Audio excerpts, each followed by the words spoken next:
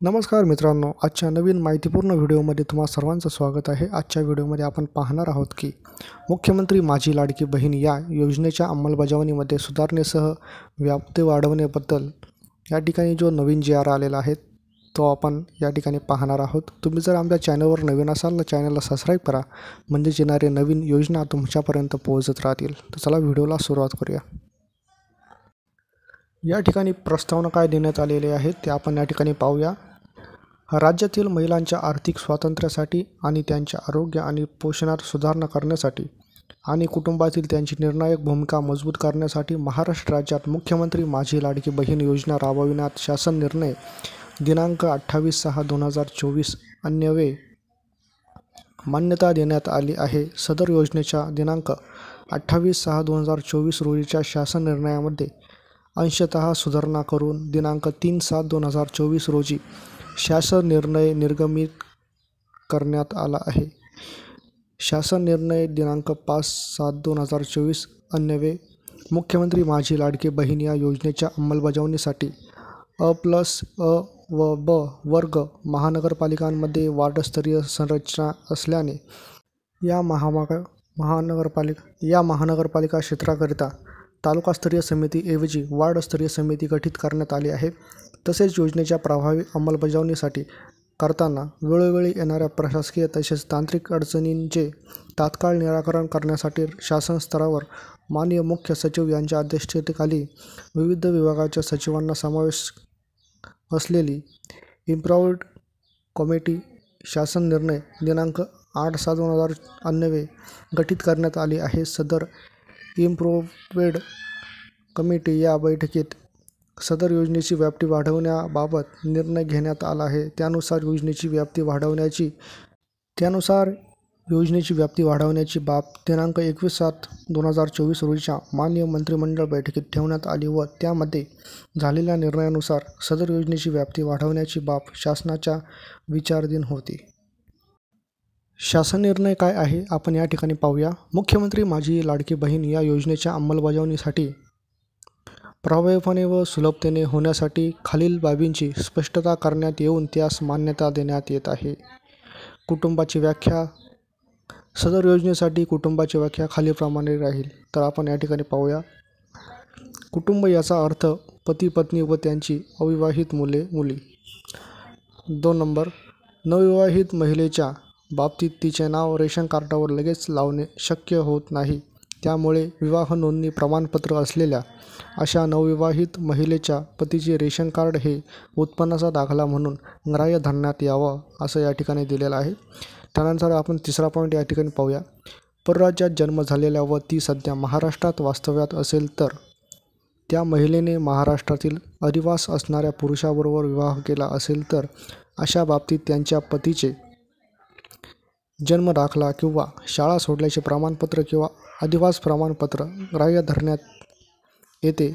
याशिवाय महिलेच्या पतीचे 15 वर्षापूर्वीचे रेशन कार्ड व 15 वर्षापूर्वीचे मतदान कार्ड देखील ग्राह्यात धरण्यात यावे. चौथा पॉईंट आपण या ठिकाणी पाहूया. सदर योजनेचा लाभ घेण्यासाठी पोस्टातील बँक खाते ग्राह्य धरण्यात यावे. यामध्ये आपल्याला सांगितलेलं आहे. 5 मुद्दा आपण या ठिकाणी पाहूया. योजनेच्या ऑफलाईन अर्जावरील लाभार्थी महिलेचा फोटो काढून तो ऑनलाईन अर्ज दाखल करण्यासाठी ग्राह्य धरण्यात यावा. त्यानंतर 6वा जो मुद्दा आहे. सदर योजनेअंतर्गत नागरी व ग्रामीण भागातील बालवाडी सेविका, अंगणवाडी सेविका, NULM यांचे समूह संघटन, CRP, मदत कक्ष प्रमुख व CMM सिटी मिशन मॅनेजर अशा सेविका सेतू सुविधा केंद्र व आपले सरकार सेवा केंद्र यांना पात्र महिलांचे अर्ज भरून घेण्यासाठी प्राधिकृत करण्यात येत आहे. त्यानंतरचा 7वा जो पॉईंट आहे आपला. केंद्र शासनाने विविध शासकीय योजनांचे लाभ PFMS DBT प्रणालीद्वारे देण्याची प्रक्रिया कार्यान्वित केली आहे. केंद्र राज्य शासनाच्या विविध योजनांमधील उदाहरणार्थ PM किसान, पोषण मॅनेजर्स, PM शिवनिधी, JSY, PMMVY व अन्य तत्सम योजना जे लाभार्थी मुख्यमंत्री माझी लाडकी बहीण योजनेच्या अटी शर्तीनुसार पात्र ठरत असतील त्यांचा डाटा माहिती व तंत्रज्ञान विभागाकडून प्राप्त झाल्यानंतर त्यांचे KYC आधार यापूर्वीच झालेले असल्याने सदर लाभार्थ्यांना केवळ ऑफलाईन अर्ज भरून घेऊन मुख्यमंत्री माझी लाडकी बहीण या योजनेचा थेट लाभ देण्यात यावा. मात्र हे करीत असताना पात्र लाभार्थी महिलांकडून सदर योजनेचा अर्ज भरून घेण्यात यावा. 8 नंबर, गाव पातळीवर ग्रामसेवक, कृषी सहाय्यक, तलाठी, अंगणवाडी सेविका, आशा सेविका, ग्राम रोजगार सेवक व अन्य ग्रामस्तरीय कर्मचारी यांची ग्रामस्तरीय समिती स्थापन करण्यात यावी.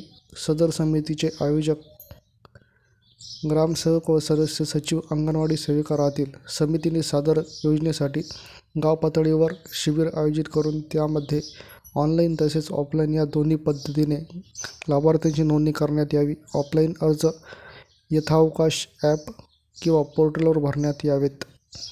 9 नंबर, ग्रामस्तरीय समितीमार्फत अंतिम लाभार्थी महिलांच्या यादीचे प्रत्येक शनिवारी व आवश्यकतेनुसार गाव चावडीवर वाचन करण्यात यावे. तसेच सदर यादी ग्रामपंचायत व अंगणवाडी केंद्र येथे प्रसिद्ध करण्यात यावी.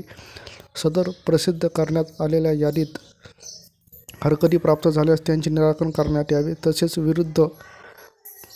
तसेच विरुद्धी डुप्लिकेशन टाळण्यात यावी.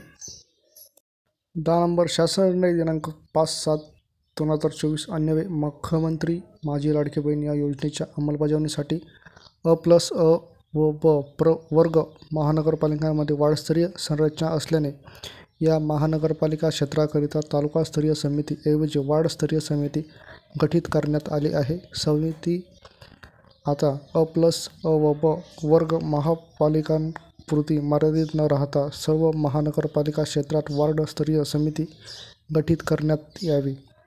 11 नंबर, तालुका किंवा वार्ड स्तरीय समितीमार्फत पात्र लाभार्थ्यांची निवड करून लाभार्थ्यांची अंतिम यादी प्रसिद्ध करावी. जिल्हास्तरीय समितीने तालुकास्तरीय समितीवर देखरेख व संनियंत्रण ठेवण्यात यावे. 12 नंबर, नागरी व ग्रामीण भागातील बालवाडी सेविका, अंगणवाडी सेविका, NULM यांचे समूह संघटन, CRP मदत कक्ष प्रमुख, CMM सिटी मिशन मॅनेजर, आशा सेविका, सेतू सुविधा केंद्र, अंगणवाडी पर्यवेक्षिका, ग्रामसेवक व आपली सरकार सेवा केंद्र यांना लाभार्थ्यांची अंतिम यादी प्रसिद्ध झाल्यावर एकूण पात्र लाभार्थ्यांचे अर्ज सादर केल्याप्रमाणे आणि सदर ऑनलाईन ॲप पोर्टल प्रति यशस्वी पात्र लाभार्थ्यांची नोंद झाल्यावर ₹50 याप्रमाणे प्रोत्साहन भत्ता देण्यात येत आहे. 13 नंबर, सदर शासन निर्णय 11/7/2024 रोजीच्या मान्य मंत्रिमंडळाच्या बैठकीत घेतलेल्या निर्णयानुसार निर्गमित करण्यात येत आहे. हा व्हिडिओ तुम्हाला माहितीपूर्ण वाटला असेल तर व्हिडिओला लाईक करा, जास्तीत जास्त शेअर करा. चॅनलवर नवीन असाल तर सबस्क्राईब करा. जय हिंद, वंदे मातरम.